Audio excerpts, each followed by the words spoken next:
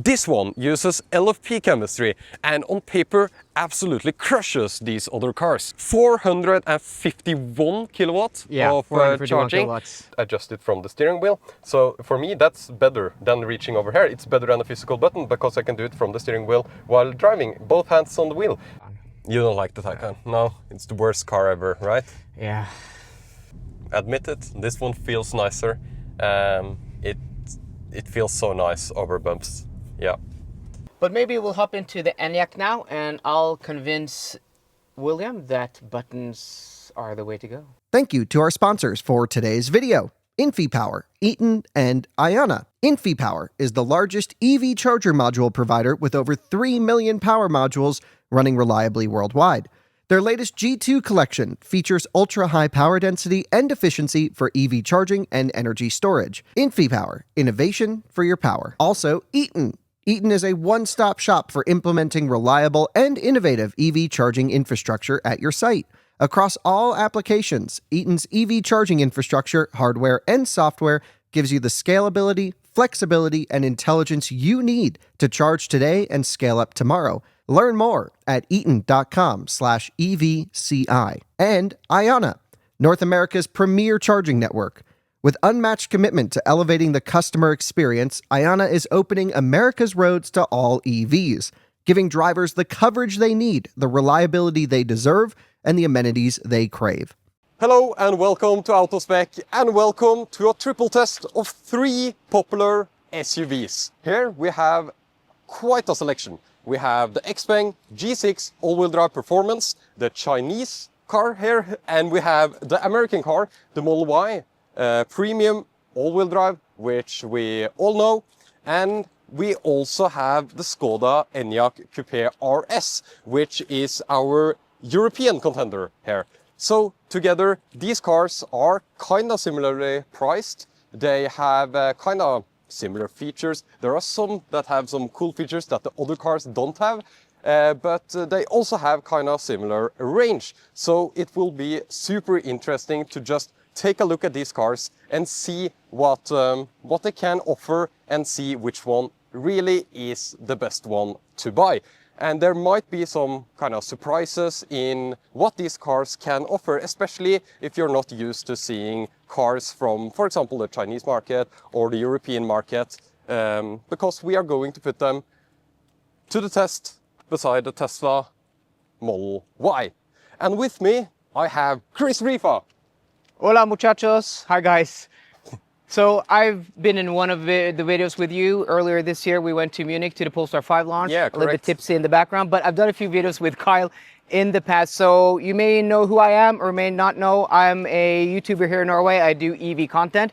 And what we're not going to do in this video is we're going to do a triple efficiency test, a triple range test, triple, long trip comparison. Yep. Driving these cars all, at the same time, finding out which of them has the longest range, the lowest efficiency, or the highest efficiency, lowest consumption, also charging and stuff like that, and give you the driving impressions on, the highway.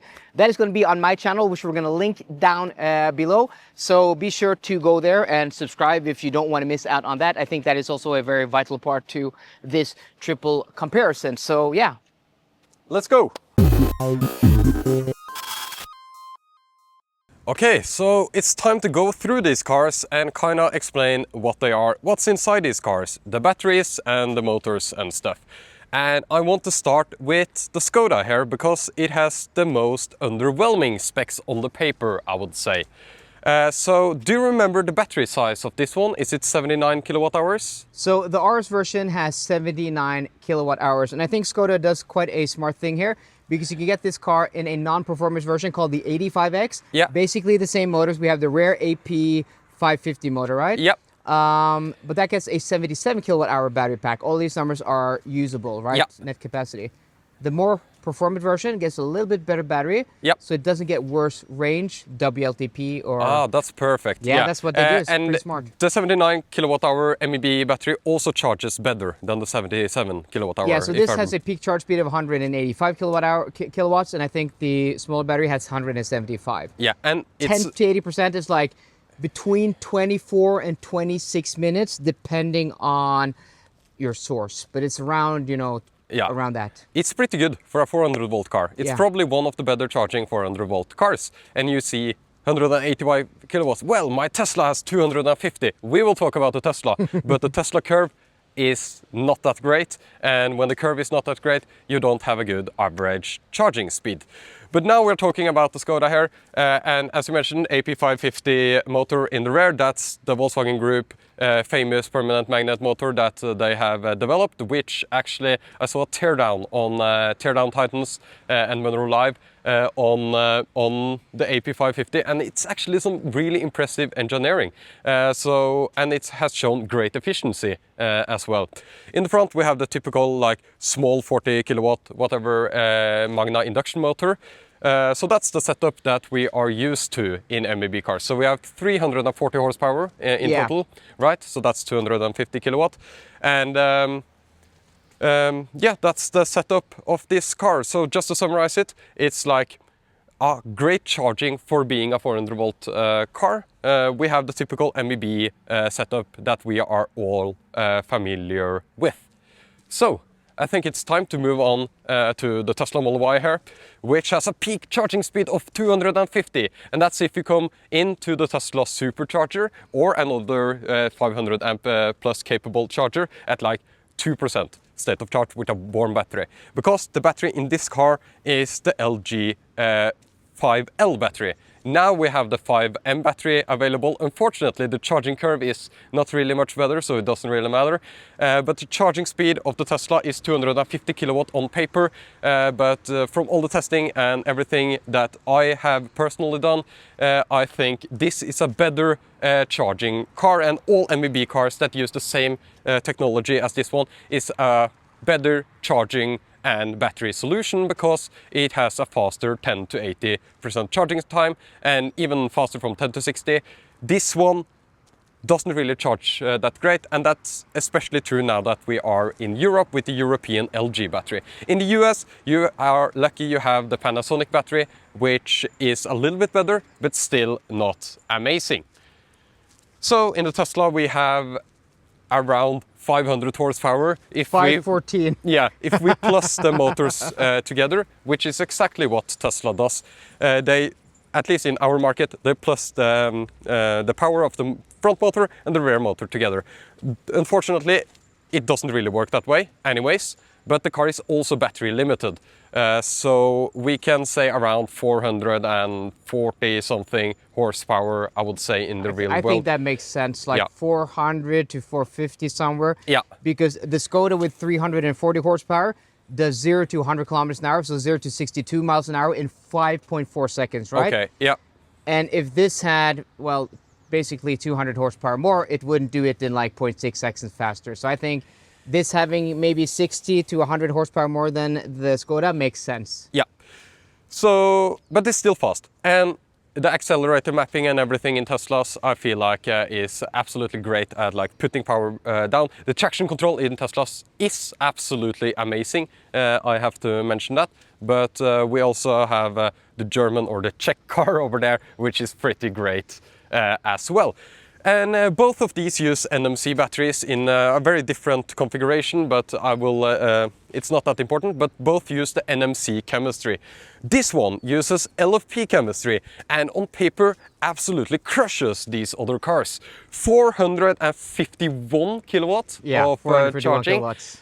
So that's a 5C battery. That's a battery from a supplier called CALB, which you might not have heard of, but it's a pretty large battery manufacturer in China. But this is a LFP battery, and it's a long-range LFP battery, which is something we have been starting to see from other manufacturers as well, coming from China, that we have these long-range LFP batteries, which is quite unique. And we have the benefits of LFP battery with the cycle count, the longevity, and of course, now we have really fast charging LFP battery. So impressed by that. Do you have the horsepower on this car? So just to round off on the battery, it should do 10 to 80% in 12 minutes. Yeah, absolutely insane. According to XPENG or XPENG. Yeah. I've tested the Xlantix ET with the CATL 5C battery, which is a competitor to this. Yeah. That also does a claim 12 minutes, but in reality does 11 and a half minutes. Okay. I've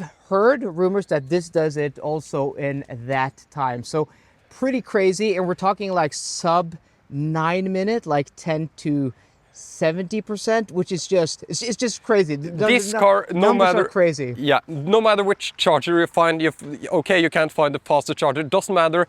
The charging curve will be flat, and you will charge faster with this car than the two other offerings that we have and here. we're not in China talking about a future car that may come. This is a car on Norwegian license plates. We've seen several of these around filming. So this is a car on sale that you can buy. Yeah. So horsepower, 487 horsepower. Yeah. 0 to 100 kilometers an hour, 0 to 62 miles an hour in like 3.8 seconds. Fast. With a top speed, which is 1 kilometer faster than the Tesla Model So it's Y. better than Tesla Model Y because it can go 1 kilometer Yes. per hour faster. But like the horsepower and the charging speed and the battery and the technical specifications of this XPENG G6 is so impressive. But as you will see in our testing coming up, it might not be the only thing that's important with cars, what it says on the paper or in the regging papers. You might actually be surprised about the real world differences with these cars once we test that. We are starting out with the XPENG G6 and maybe the most controversial design here, I would say. At least that's my opinion in terms of how it looks. I don't think this is a very attractive car. Of course, there are improvements over the earlier facelift. They had kind of like some split daytime running lights earlier. Now it's cohesive like LED bar that you have seen on many other cars around. What do you think about the XPENG G6 design, Kris? Well, I think it's actually much improved over the old one. I was not a fan of the old one. I actually think from the front, this is actually quite attractive. Maybe not the same opinion I have of other parts of the car, but I think the front is much better than before, and I don't actually mind it. I may actually like it more than the Model Y, to be honest, but we'll get to that later. Okay, so now we move on to the side profile of the G6. Something I found a little bit mysterious with this car in the beginning, because what kind of car is this? In some angles it looks kind of like a fat sedan, and in some angles it looks like a proper SUV, but yeah, it's absolutely somewhere in between, I would say. So what do you think about the side profile of the G6? Because I'm really unsure. Well, I think it kind of looks like every coupe SUV on the market, right? I mean, all the three cars we have today are like kind of fastbacks, so it has, you know, that teardrop shape to be aerodynamic. But I like the front, but what I don't like is the hunch back here, because it just looks like, I don't know, what's that, you know, that cartoon, the thing from Notre Dame, you know, the... Yeah, exactly. Yeah, I agree. Yeah, it kind of works all the way here, and then something happens. Like from this angle, it looks pretty nice, but when I'm moving over here, it's like, what happened? So not a huge fan. Yeah. And finally, the rear end of the G6. What do we think about the rear end here? Because it looks kind of similar to the pre-facelift, I would say. First time I noticed this car on the road, I didn't quite enjoy the rear end of this car. I don't know what doesn't work with it, because it's it feels kind of wide, which I think looks good on the cars. But then I think there's something about the rear design that really doesn't work for me with this car. Yeah, I don't know what it is. I mean, they had kind of this light bar design in the front before, right? So in the front, it looked kind of uncanny. And here it's almost like these almost look like eyes, like piercing through a helmet. It's a little bit weird. I don't think it is the worst rear end, but I most definitely prefer the front. Yeah, it might be something to do with, like you mentioned, the slim lights with like the fat design. Makes sense. Okay, so we have the facelifted Juniper Model Y with these running lights, which are completely different from the old frog or turtle-like running lights. Toad? Toad. Combined headlights and running lights earlier. Now we have the split design that everyone does. In my opinion, I think Tesla made the right choice here. They used like a cybercab design, like you mentioned,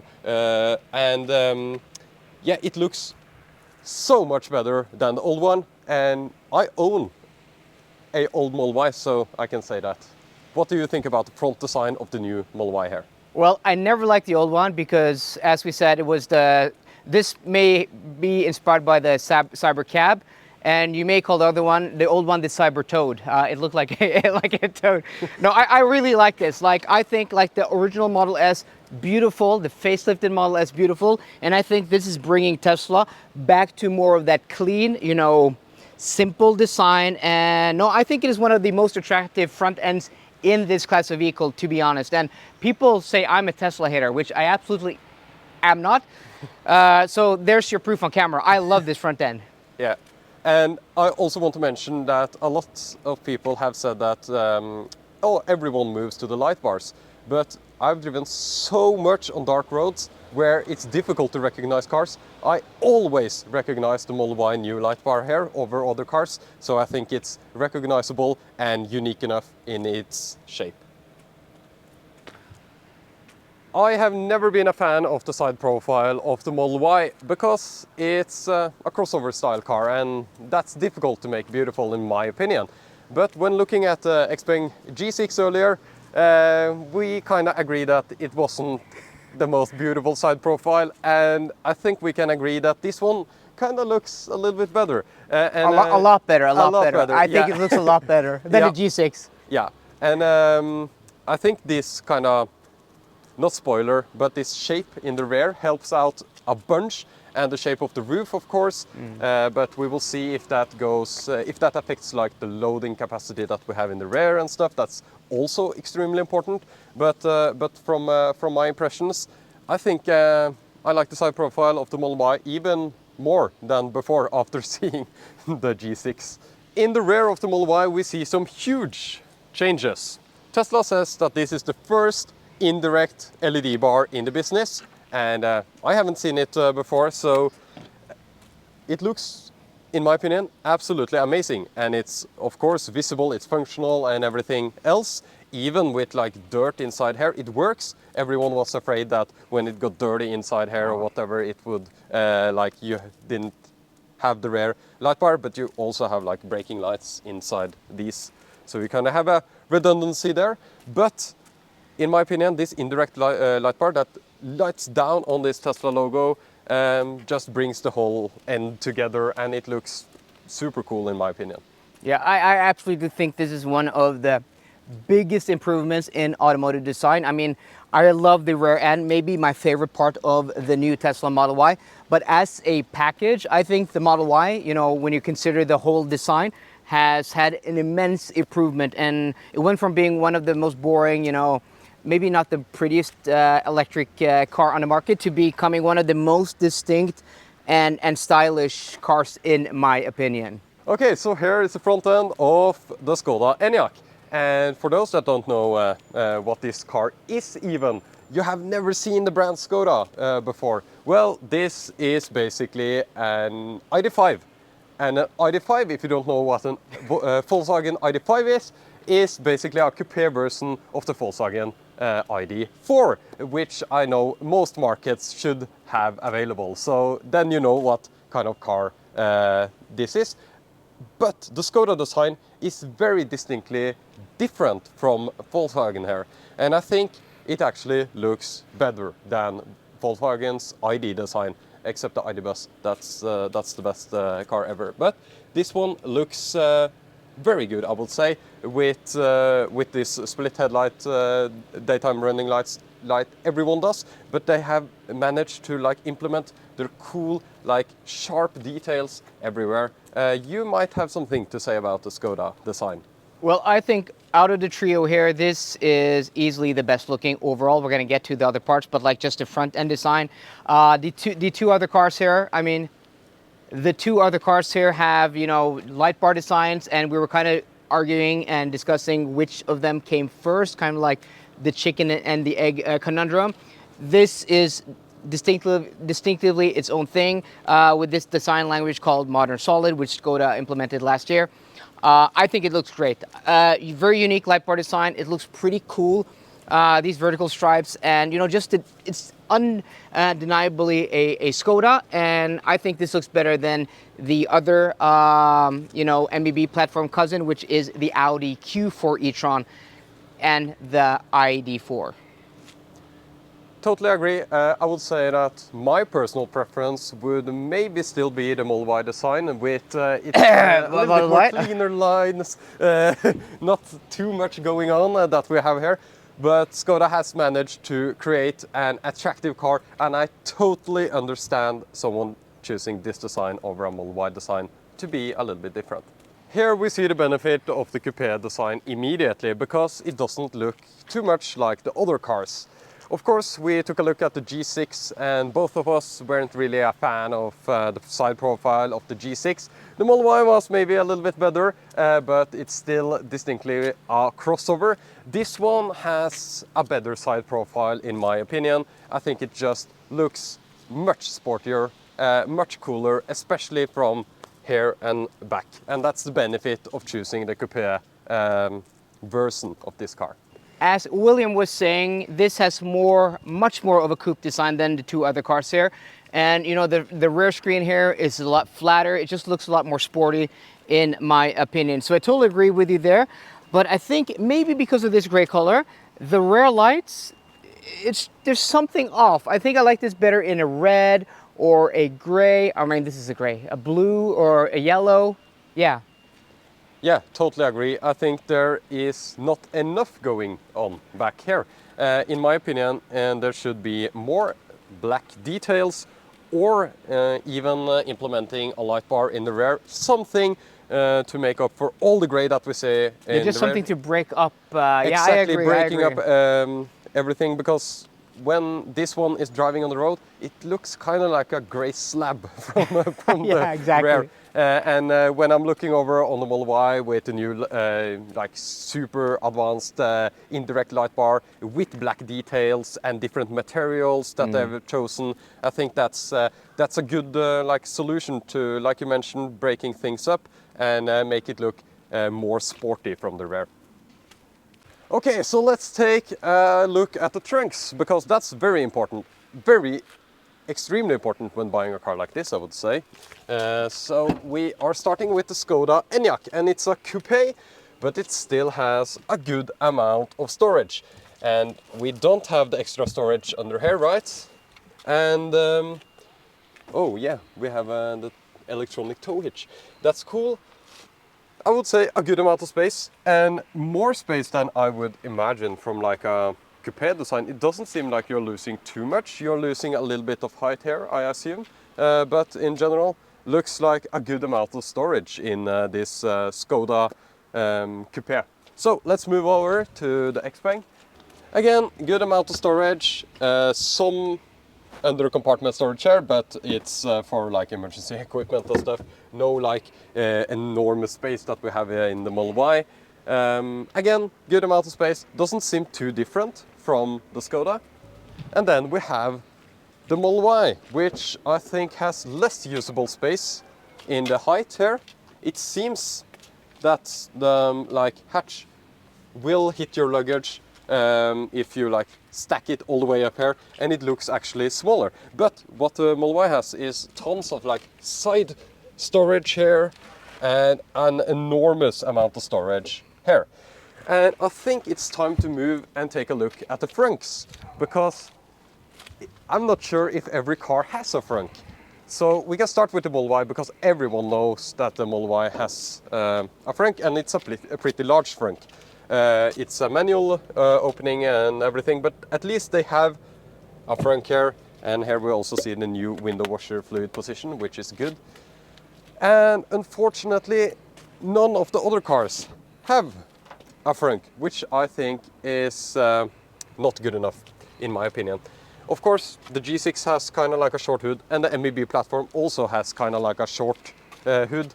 So maybe that's the reason for not implementing a frunk. But here you can see the classic MBB cars. I love MBB cars, but I do wish that they were optimized in a little bit of a different way, I think, because yeah, I like a frunk.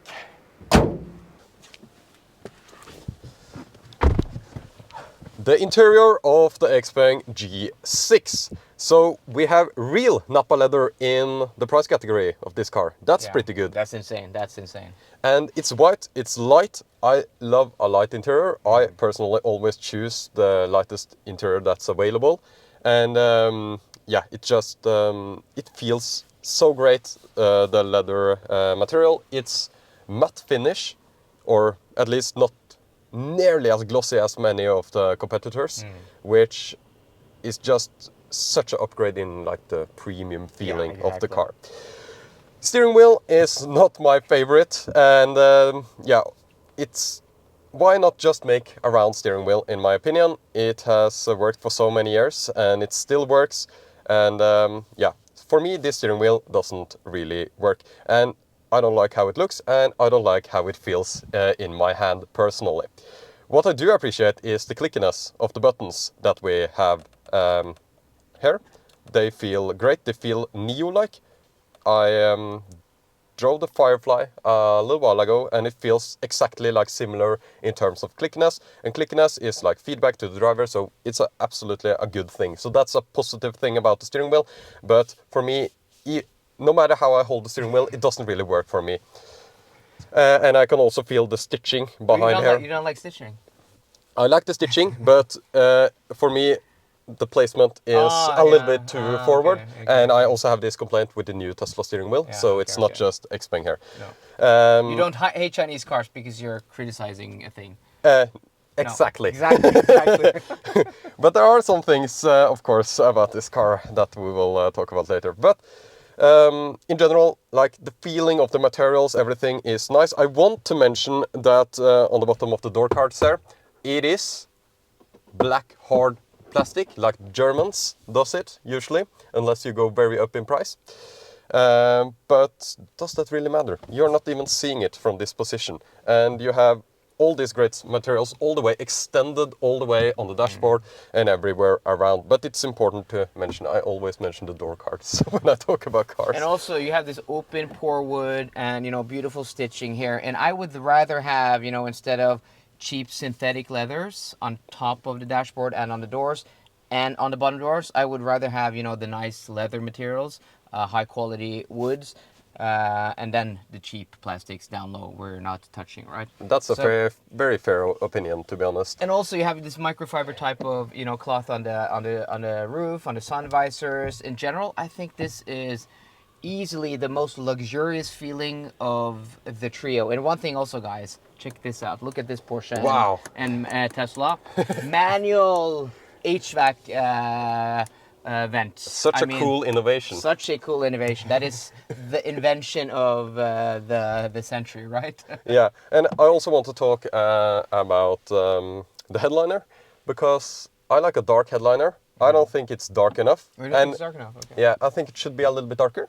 But it feels great, and it's way better than the Tesla headliner. Exactly. Tesla headliner is the worst in the industry, and I don't know why they can't fix that. And one thing that's better than the Tesla Model Y is the driver display. Yeah, we have a driver display, so if that's something you care about, that's nice. But to be completely serious, it's a nice thing to have a screen information in front of you, even if it's a heads-up display or a display like this. It's nice to have the information in front of you, especially I don't really mind the speed thing here in Teslas, but having navigation in front of you is super, super nice to have, and something that you get with the XPENG. Having different types of information on different screens, like with the Tesla, you have to choose. We're going to get back to the Tesla later, but here it's like you can have that.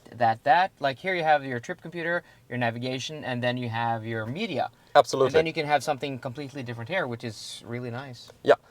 And a lot of the controls are on the screen, just like many modern cars right now, but it's customizable, just like the Tesla here. You can move all these around, you can remove them, you can have whatever. If you don't use a heated steering wheel, why have a button for it? You can just remove it. So that's a nice thing. Another nice thing is that via software updates, you can add functionality here. You can change it around, something that you can't get with the physical buttons.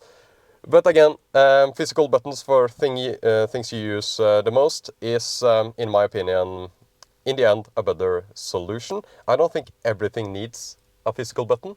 I think there is a balance there. Sure, absolutely.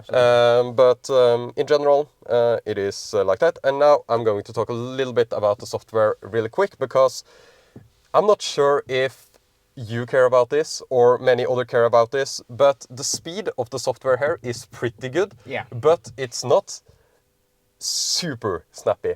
For example, Tesla will feel much faster when I click around, and that's something I do actually notice, and especially in a car where you are required to sometimes use the screen. But I mean, this is like this is pretty quick. I mean, this is like the difference It's between up there. the A16 and the A17 iPhone chip, right? It's like it's a little bit quicker, but it's for me it's totally fine. It's totally fine, but I don't feel like it's modern smartphone quick, and that's my measurement for this. I think that's something that they can do, especially the Chinese should be able to make it even faster, even more responsive, because I believe that when you're driving and you're driving a car where you are required to sometimes use the screen, at least it should be very predictable, and what you're doing, what you're clicking, immediate response. But this is pretty good.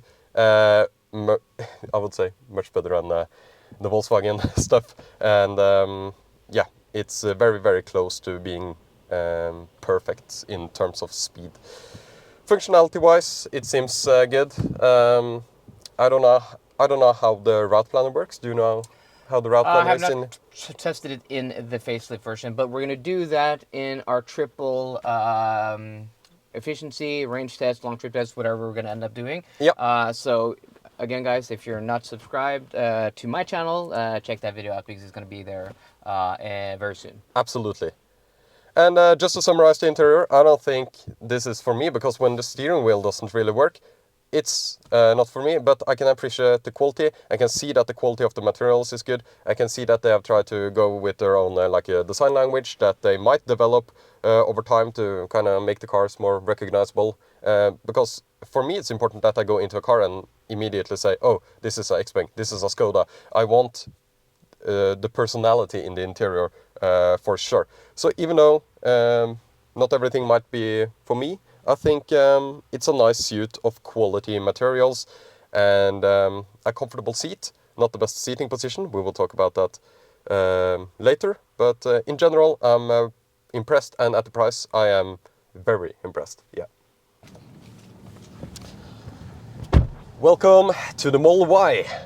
So, yeah. So, first impressions of this interior for my part when I first experienced this is that it was a massive upgrade over the old Model Y, because I never really liked the wooden things. I didn't like those accents. I think this fit the brand much better in terms of both in terms of sportiness. And I really like the additions to the luxury with more soft materials and just a better interior overall, aside from the headliner. It sucks, because the headliner is the worst grey color you could choose for a headliner, in my opinion. I understand that some people want like a light to make it more spacious inside, but in my opinion, this headliner doesn't really work. Aside from that, this might be my personal favorite interior, maybe. Of the trio? Yeah. Wow. And I think it just really works for me. It's not pretentious, in my opinion. It's, of course, I can see that we have the XPENG G6 that we did check out with. It has a little bit more plush seats. Sure. It has more luxury materials all around. But I don't think that style of interior would fit this type of car, and I don't think Tesla even could pull it off, at least the first try. I think this is a good blend between not being too luxurious and still like maintaining a good like sporty interior, and this interior just fits me very well.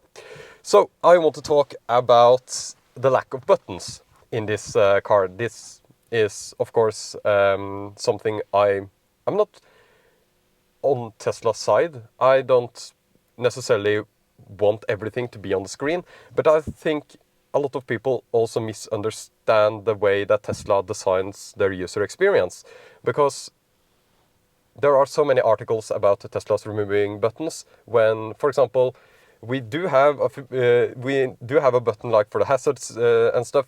some people say that that's on the screen when it's not. It's not that bad. You just need to get in and drive a Tesla, in my opinion. So for example, the temperature controls are there, but if you want to, you can also hold in here and adjust it from the steering wheel. So for me, that's better than reaching over here. It's better than a physical button because I can do it from the steering wheel while driving, both hands on the wheel. So But I can't. I would have to go here. I can't go over there, right? As a passenger. Exactly. And if it's bumpy, Yeah.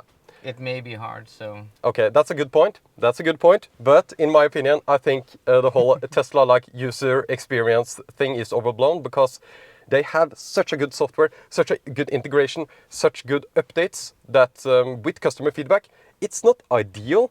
A temperature dial is fine, it's nice, and it will always be there. It doesn't need to be software updated. But do you think Tesla have gone... Many people think Tesla have gone too far, right? So for example, from next year, the Euro NCAP will deduct points if you don't have physical controls for your lights, for your window wipers, But for your blinkers. these are physical buttons.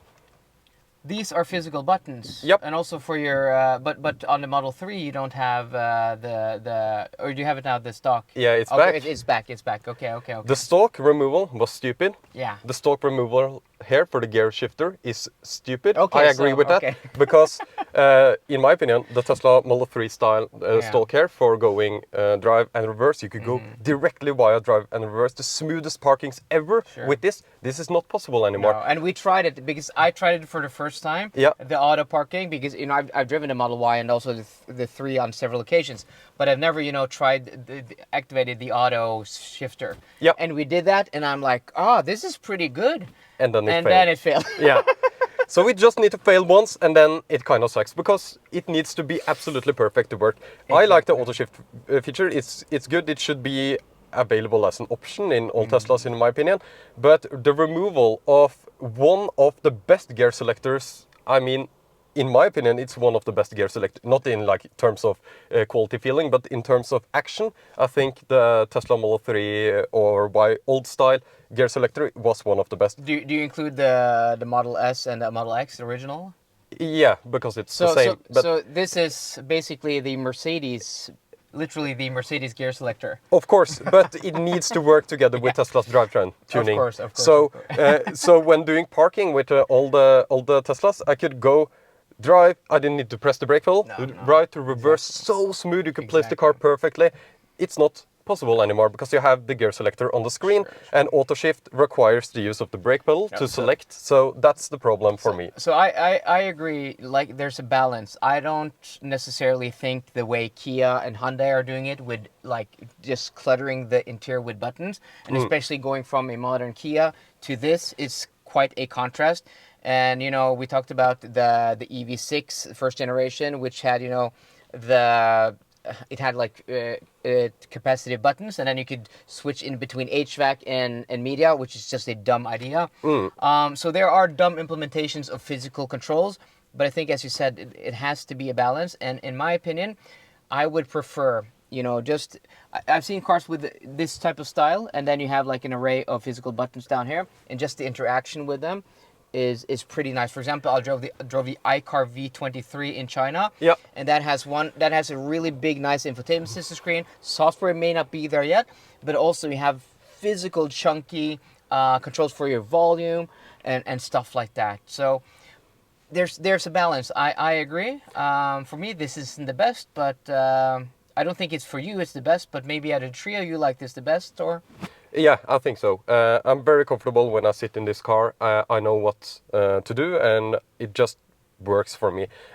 But I do agree with you in terms of physical buttons. It would be nice. I think Xiaomi has a good implementation of this, because they have this Tesla design for everything. Then you can buy customizable buttons, and you can just do whatever you want with them. That's pretty cool. That's a pretty cool middle ground. Yeah. But maybe we'll hop into the Enyaq now, and I'll convince William that buttons are the way to go. So, welcome inside the Skoda Coupe, the Skoda Enyaq Coupe RS. Is that the correct order? Yeah, or just the cool MBB platform SUV offering. Yeah, I think that's available in Europe. Yeah. There are actually 4, right, we have in Europe, which is this car. it's the, or if we're not counting like the coupe and wagon versions, right? Yeah. So we have the Q4. Yeah. ID4. Yeah. This. And the Cooper Toscan. Yeah. So many cars built on this platform. Yeah, I think Absolutely. It's the most successful EV platform in the world, in history. Yeah. More successful than the Model Y platform. Yeah. In Norway right now, there are sold more MEB cars than any Tesla. So it's quite impressive. And But I think that's general for Europe also, if not the world. That might actually be the truth. There are a ton of Volkswagen MEB cars being sold everywhere. And I personally like MEB cars. I've always liked them. I love the ID7. I love the ID Bus. It's one of my favorite cars ever, which is so unique and cool. But here we have Skoda's offering, which is, I would say, super cool to experience. Of course, we will get into driving impressions and stuff, and that's where this car really shines, because there are some issues with the generally with MEB cars, in my opinion, but especially something that I see in this car is the use of hard plastics. Yeah. So much cheap hard plastics everywhere, and it's even where you are putting your hands. And it's not just hidden away, it's actually something that I see and touch and feel when I'm using the car. Yeah. So I find that very, very disappointing that they are not able to develop a better interior. It doesn't need to be super luxurious or anything, but they could just soften up the points where you touch, in my opinion. So let's talk a little bit about buttons, because if you are a Tesla fan, you will go absolutely insane seeing all these buttons and everything. Well, you may want to tell Tesla fans what buttons actually are. They may not know what it is. Yeah. So we have some buttons. If you have heard of those before, have you seen a gear selector before? So instead of having like an icon on the screen, there's an icon, but it's in the real world, and it clicks. And it clicks, and there's actually motion and action. Yeah. And that's actually the relay you're hearing behind the dashboard. That's insane. That's insane. Yeah, that's cool. So my opinion about this is that it can be a little bit too much like buttons when getting into this car, especially, of course, like we have talked about this, when you get used to a car, it's fine. Almost everything is fine once you are used to a car, unless it's an ergonomics nightmare. Of course, some of the stuff in other cars is something that you can't get used to. But do you think there are too much buttons in this car? Is that your opinion? I think it is. There might be. Okay. Okay. So if I get used to this car over time, it's probably fine. But like the cruise control stalk here, how do I activate the lane holding with one button right now? Lane holding with one button, you activate it, you just pull it. You just pull it? It's on. Okay, so if you know that, that's fine, right? But I feel like there are too much... Are these region pedals? Region pedals, they say plus and minus. So. There, and then you have another stalk there, and you have a start engine. Of course, that's not mandatory to use in the MEB. This was actually invented back in the 1920s. This is a stock for your window wipers, and it's been the same in every car since, up until just a few years ago. So, yep. So yeah, it's pretty old school and traditional. But I'm not complaining too much. But I think there is a tad too much going on this. Well, but, you as a Tesla driver, for you this is a learning curve. Yeah. For people coming from a car with buttons, hopping into a Tesla is a learning curve. Exactly. Yeah, so, I think there is. Yeah, but I think there is a balance there to be had.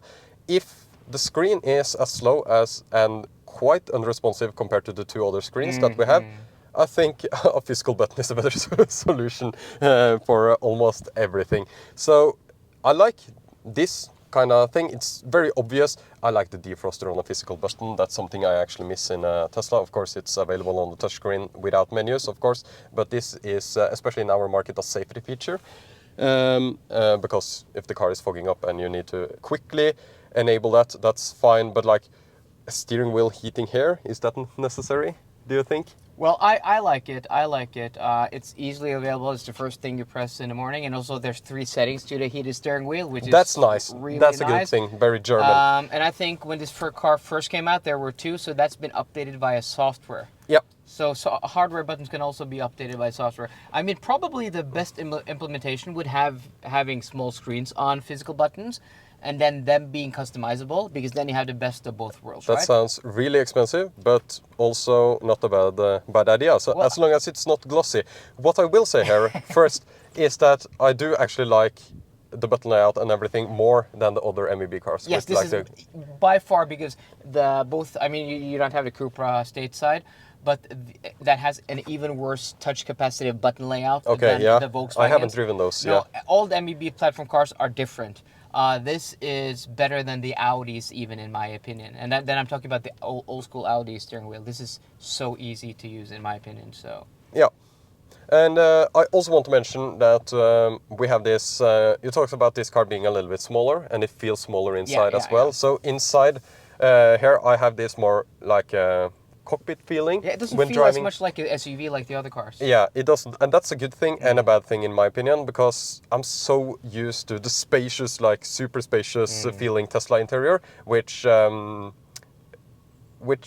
don't know, it's a good thing to like have this good driving position, much better driving position in this car, and have this cockpit feel, this driver-centric everything compared to the Tesla. But you kinda, when driving this and also when driving other smaller MEB cars, I kind of miss the Tesla feeling from time to time of having like the spacious thing. Yeah. Sure, this is a smaller car when it comes to the exterior dimensions, and I mean, depending on what you're looking for, especially in Europe, that's a positive, because for many markets the Y is just too wide, it's too long. This is on the exterior about half a size smaller, but on the interior, when it comes to the actual room, front seat and back seat passengers, it's actually not smaller than a Y. It just feels smaller because you don't have as much, dashboard and air in front of you. So with the smaller size, better turning radius and everything, it's a much more easily maneuverable car. We will talk about that when driving, of course,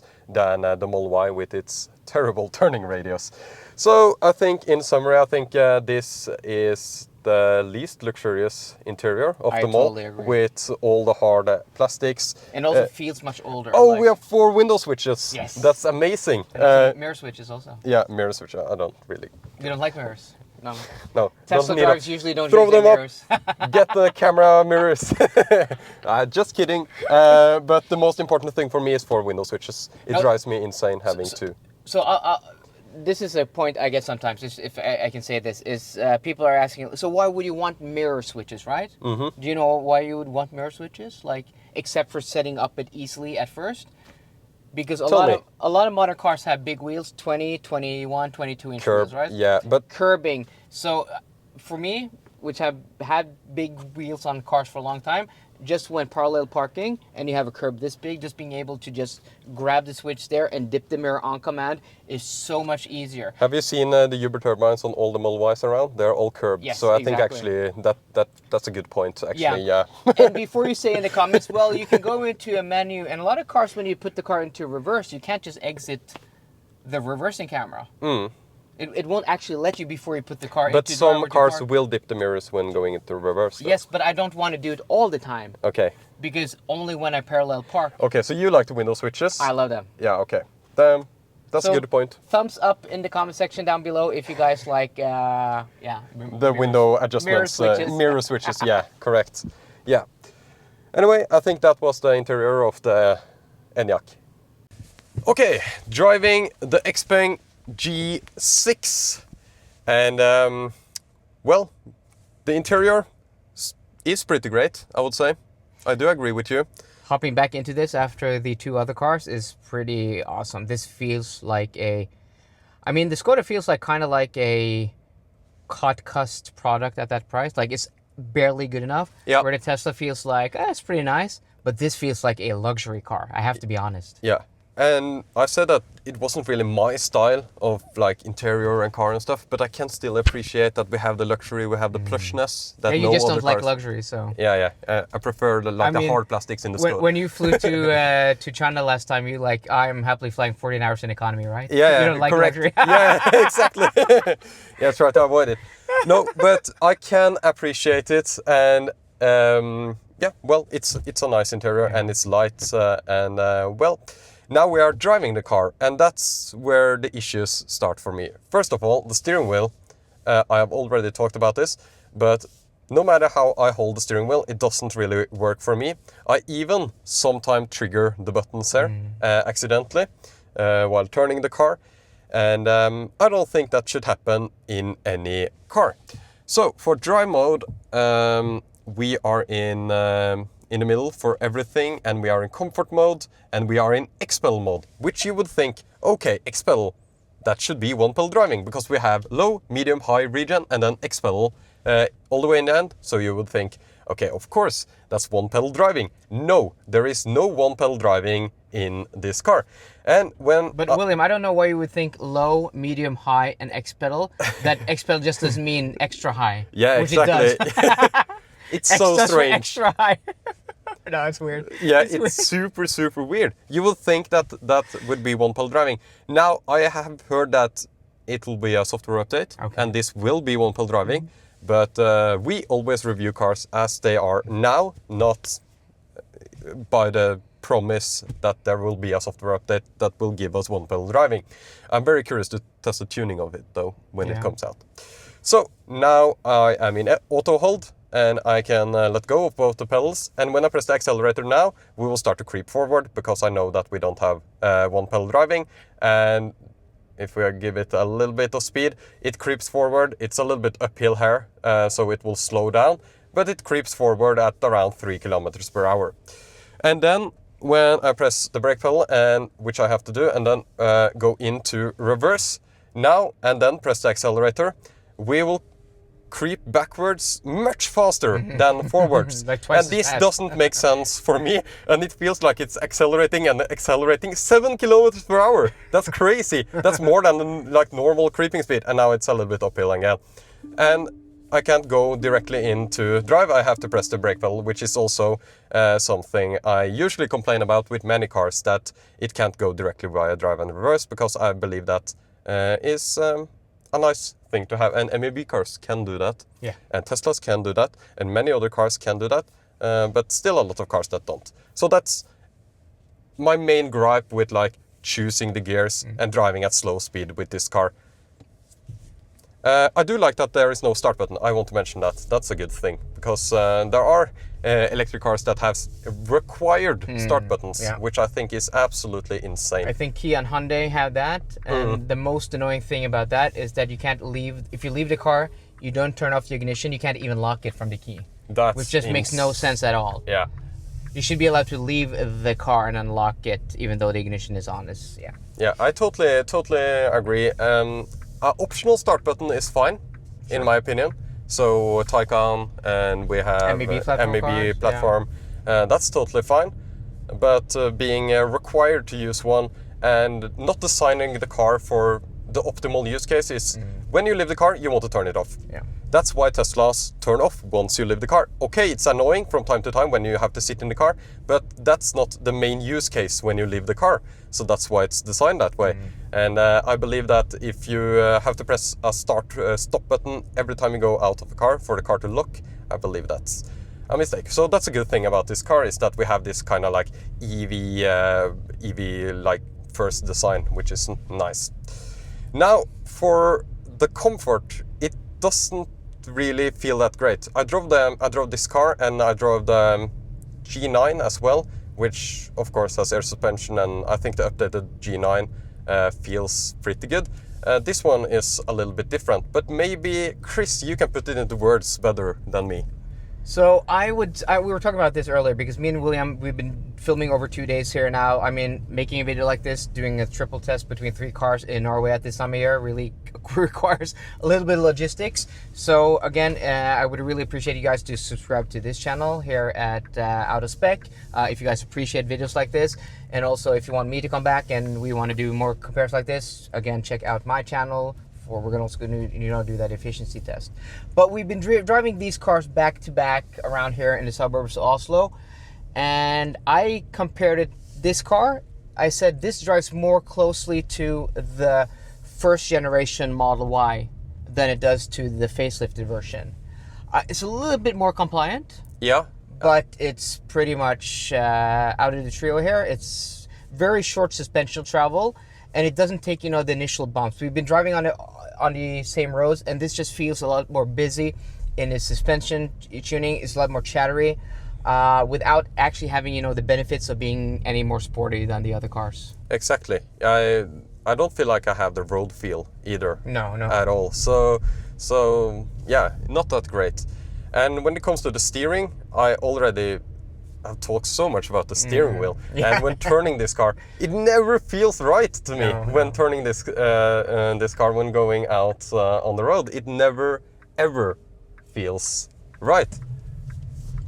But it is the fastest on paper, though it has less power than the Tesla, because Tesla don't do numbers as everybody else. And it's battery limited, yeah. And it's battery limited here in Europe. Yeah. This is quite a bit faster, like a second faster from 0 to 60, right? Than the Model Y here. Yeah. I also want to mention, now that you're talking about, I feel like it puts the power down in a way less efficient way than, for example, a Tesla. A Tesla feel like you can, that accelerator mapping kind of fits where you want to place the car. Oh, exactly. It's perfect in that sense. And also, we kind of drag raced this one, with the Enyaq. Yeah. And it doesn't feel that faster. No, and this is the thing I've experienced with a lot of Chinese cars. I mean, Tesla are, guilty, at least here in Europe, of, inflating their power numbers. But I think the Chinese are even worse, because I've never driven a Chinese car that actually feels as fast as the numbers suggest. So this does not feel sub 4 second, 0 to 60. It does not feel like it has 500 horsepower, close to 500 horsepower, because the Enyaq doesn't feel that much slower, and that has like 340 horsepower. I think there is also a major difference in the traction control between the three cars and how they are able to gain grip the fastest. So yeah.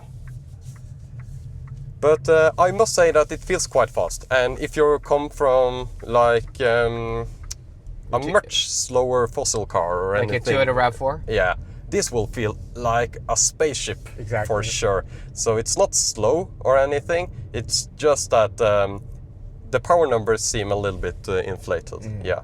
Especially for a real use case scenario. Okay, if you have optimal everything on a drag strip, might be able to get those numbers. But when we are here, when we have winter tires on all the cars, and that's when you really see the differences in strategies for like putting the power down to the tarmac. The Tesla. Just so familiar, so nice. Just getting in there. It's a little bit dark in the interior, but. I think a white interior is a better option for Tesla. If you buy a Tesla, I recommend getting the white interior. But the interior feeling is nice. Now I noticed that this is misaligned, and it's aligned over there. Isn't it supposed to be like that? No, it's slightly misaligned. It's not supposed to be like that. It's not. So, I meant, isn't it supposed to be misaligned on one side? Yeah. It's intentional. Yeah, Tesla design feature. Yeah. Yeah. Okay, so to get into drive, it should be just pressing the brake pedal, and it will automatically shift in to drive for us. And once I let off the brake pedal, the car holds itself. Okay, all cars have auto hold, that's fine. But we have something cool called one pedal driving. So if I press accelerator slightly and then just come to a stop, you barely notice the brake grabbing also. So it's like super smooth. I think I prefer X pedal. You like the X pedal? Yeah. Yeah. Yeah.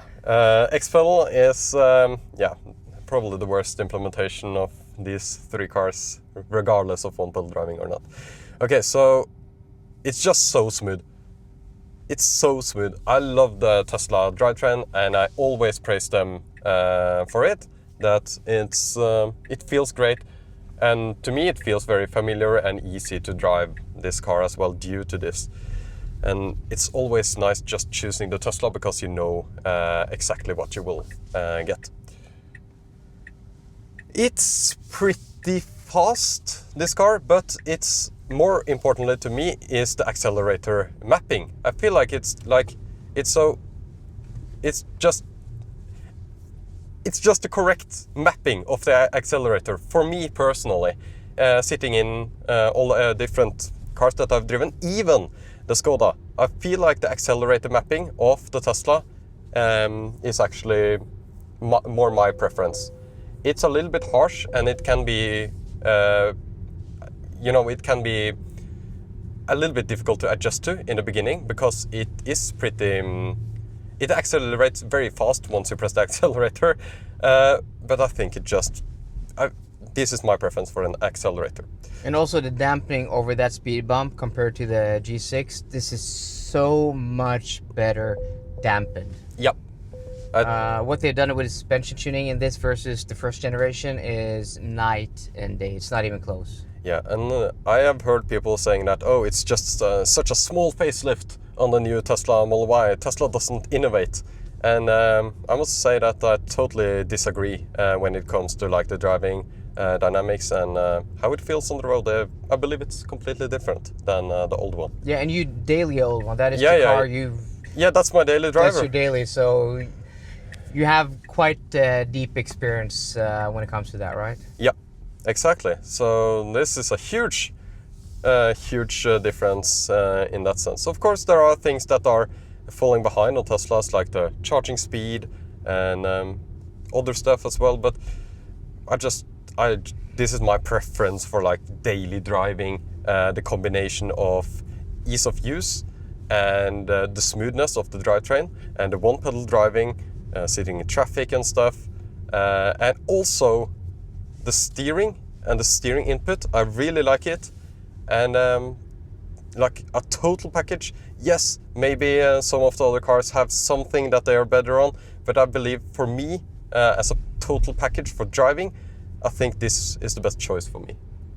But we'll have to jump into the Enyaq before you make your final verdict, I'm guessing. So, because that car has one trick up its sleeve, which you guys may not know of, was even available in these cars. And might change my mind. We will see. It will be difficult. But yeah, the familiarity and everything with how this car is just, it's so nice. But the steering is very different from the old Model Y. The old Model Y had this super fast steering rack, and this one is completely different. Here you can have adjustments between light, medium and heavy. In the old one, no matter if you choose light, medium or heavy, it felt like super heavy regardless. Okay. It didn't have as much difference between the modes. So that's a huge upgrade as well, is because, in daily driving you don't really want the type of steering that's in the old Model Y, to be completely honest, at least not in that type of SUV crossover class that the car is. But I just love driving the Model Y. There is no way around it for me. I think this is just feels great. So, MEB. I'm an MEB fan because the tuning is great, and that's the case with this car as well.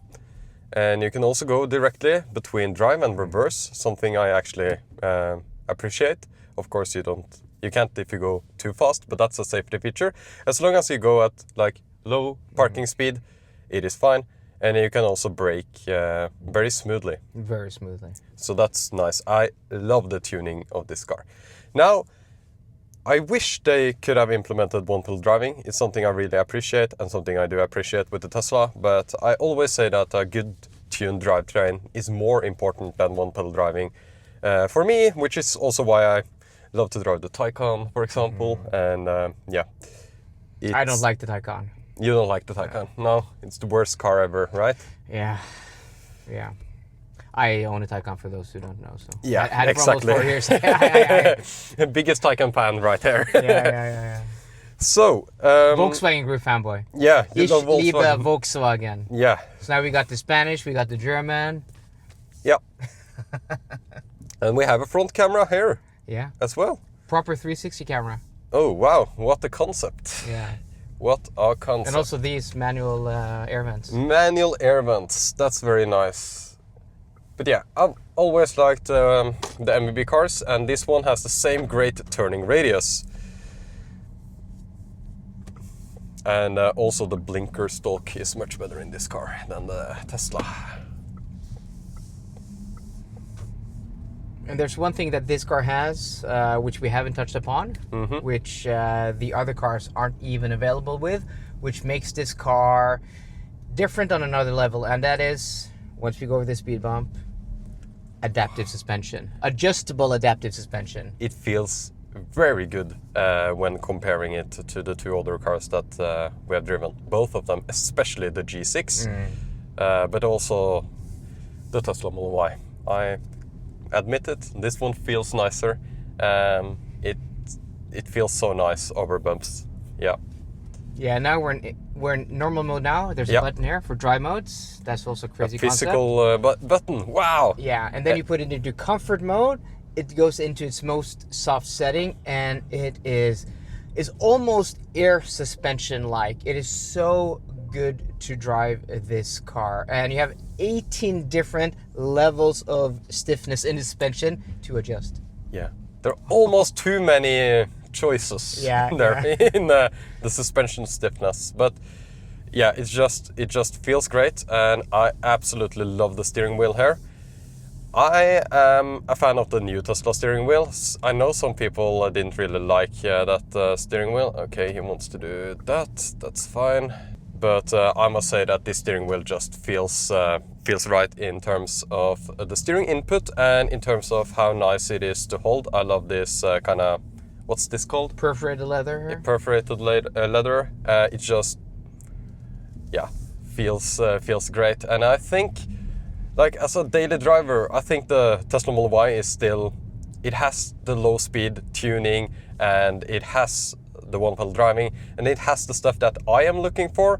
But I can absolutely appreciate this car as well, especially when if you are a person that's interested in actually having a good like fun in the curves and do like proper driving, and you are a person that absolutely love driving, I think you might be more happy with this car than the Tesla Model Y.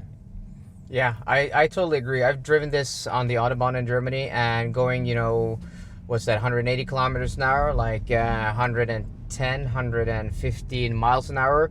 This thing is so stable and confidence inspiring, and the suspension is just magic at those speeds. I haven't driven a new Model Y at those speeds on the Autobahn, but I've driven the previous Model Y long range. Yeah. And with the super quick steering, the stiff suspension, that was just not a fun experience going fast. This is built in Czechia. Skoda is a Czech brand, but the roots there is German engineering, and it really shows, because it is so good to drive. Yeah, it just feels right, and I think that's what differentiates, for me at least, that differentiates both the Tesla and this one from the XPENG G6, is that there's something about the steering and the inputs that doesn't feel right, and then you have these two, which in my opinion, is in a little bit of a different league, and absolutely. Then you have this one, which is, I would say, a better driver's car. Yeah, I agree. It's time to conclude these cars. We have been driving them, we have been checking out everything with the cars, we have been talking about the technical specifications. And we of course have the European Skoda, the American Model Y, and we have the Chinese XPENG. And on the paper, this car seems like the winner, right? Because it has 451 kilowatt charging on an LFP battery. And it just sounds absolutely amazing. It's very, very fast, a lot of horsepower, and it's by far the cheapest one here. Yeah, really the cheapest one. I don't know, you're probably going to put it on the screen. Yeah. But this is here in Norway, less than $52,000. This is $62,000. Yep. And this is $68,000. So we have lined them up in terms of the price of the cars here. Yeah, obviously. Yeah. And we didn't even know it. So, let's start with Kris. What's your number 3 pick? So I have to say, like, I mean, I'm guessing primarily your audience is American, right? So you only have one option.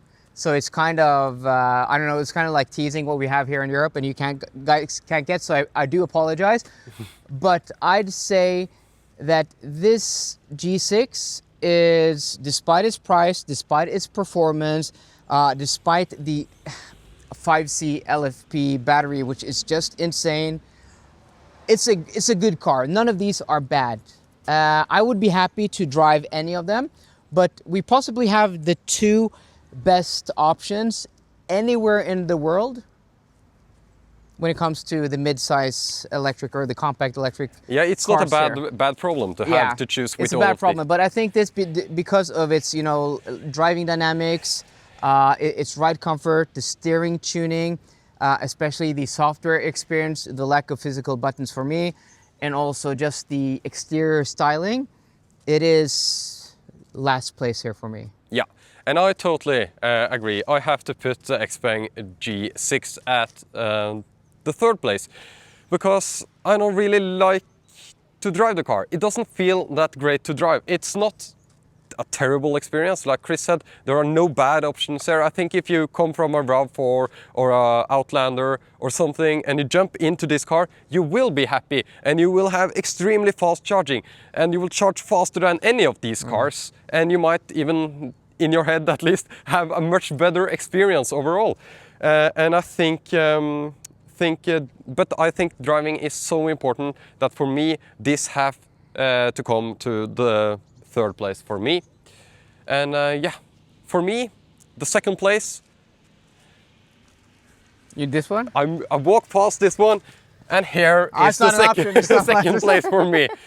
And the reason is primarily software experience and the proven OTAs and everything that I like about the Tesla, which I of course put in first place.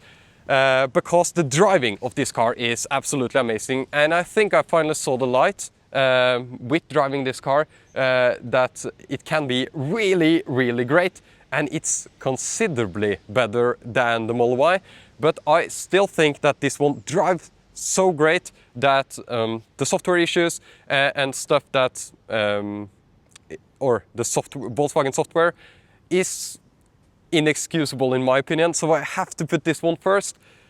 But this one drives amazingly well, and if you have this one in your market, if you are European and you are lucky to have this one in the market, I absolutely recommend just going for a test drive and see for yourself, oh, is this more important for me, or is the proven OTAs, the proven software, the Tesla interior, which I think is better than the Skoda interior, is that more important to you, or are the driving dynamics and how the steering input is that more important to you?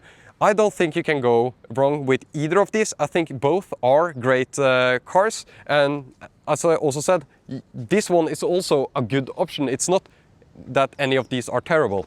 So what's your opinion? What's your first and second place? So I think you put it very well, because I think objectively that is the worst car here, but I think in between these two it's more subjective, right? It's pretty hard. Maybe there's if you would battle out all the specs, one of these would be better objectively, but I think these are so good that it comes down to personal preference, right? You really enjoy the software experience here. You really enjoy, the sound system. And the sound system. Yeah, this has a terrible sound system. This is the best sound system, and I think we all agree. That, yeah. The Canton sound system here is embarrassing at this price point. I'm just going to say it also. But I really like this car. I would be happy living with it. Maybe here in Norway, it's a little bit of a boring, option. Totally. But, Skoda isn't much more exciting, but at least there are a lot more flavors of this. There are a lot more colors, there are a lot more body styles, there's a lot more different variants, you can go different wheel options and stuff like that. Many options. Many options. You have to pay for it because it is the most expensive, but you can get almost this driving experience for this price. So we just have to say that.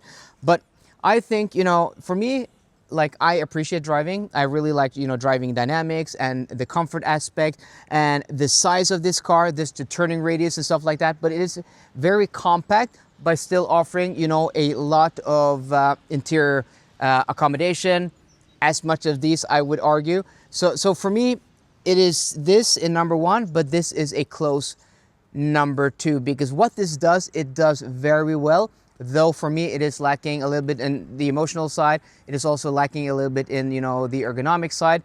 But I say this is number one, this is a close number two, and that is a more distant number three. Yeah, I think I agree with your kind of placement. Other than that, I would choose this one first. But it's nice to have differing opinions, and I think it's a totally fair opinion after driving this one. I understand why someone would choose this one over this one. It's a more enjoyable, like driving. And it also looks a lot better. Okay, that's your opinion. I think this one looks clean and nice and much better than before. But it's cool that Skoda has a unique design, and it's not bad. So it's a good design. Yeah, I'll give it that. So thank you so much for watching this Autospec video. And thank you so much, Kris, for joining in on Thanks this for having video. me. I hope you learned something from this video. Feel free to leave a comment down below what your favorite is from this one. Is it the extreme technical, cool specifications of this one? Is it the classic Tesla Model Y or the cool, awesome driving option from Skoda? Thank you so much.